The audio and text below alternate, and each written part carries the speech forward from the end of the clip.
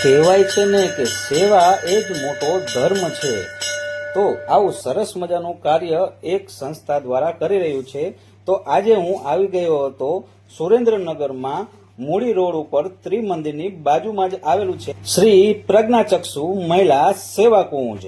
ત્યાંના મંત્રી શ્રી પદ્મશ્રી મુક્તાબેન પી ડગલી એમની દેખરેખ નીચે સરસ મજાની સંસ્થાનું કામ સંભાળી રહ્યા છે અને આજના દાતાશ્રી દર્શ પ્રમોદભાઈ નકાશે જેઓ મુંબઈના રહેવાસી છે અને મારા પરમ મિત્ર છે, તેમના દ્વારા બપોરનું ભોજન મારા હસ્તકે ત્યાં અંધ છોકરીઓને જમાડવામાં આપેલું હતું અને એ કાર્યરૂપી મારો સહભાગી ત્યાં હાજરી હતી અને મેં ત્યાં ઓફિસમાં પણ ઘણું બધું જોયું। તેમને ઘણા બધા એવોર્ડ પણ મળેલા છે અને પદ્મશ્રી મુક્તાબેન ડગલીનું કામ ખૂબ જ સરસ છે।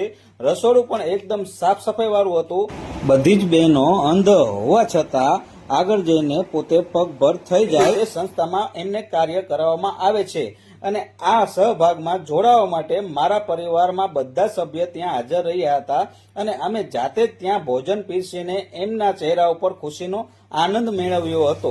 જો તમારે પણ આવું સેવાકીય કાર્ય કરવું હોય તો સુરેન્દ્રનગરમાં બાયપાસ રોડ ઉપર મૂળીવાળા રોડ ઉપર ત્રિમંદિરની બાજુમાં જ આવેલું છે શ્રી પ્રજ્ઞાચક્ષુ મહિલા સેવા કુંજ। ત્યાં પ્રજ્ઞાચક્ષુ મહિલાઓને એટલે કે છોકરીઓને જમવાની એકદમ સરસ વ્યવસ્થા હોય છે, રહેવાની પણ એકદમ સરસ વ્યવસ્થા હોય છે। રોજ સવારમાં તેઓ પ્રાર્થના કરે છે, જમવા ટાઈમે પણ પ્રાર્થના કરીને જમે છે। એવી રીતે આગળ જતા પગભર થઈ શકે એવી બધી જ તાલીમો અહીંયા સંસ્થા દ્વારા તેમને આપવામાં આવે છે।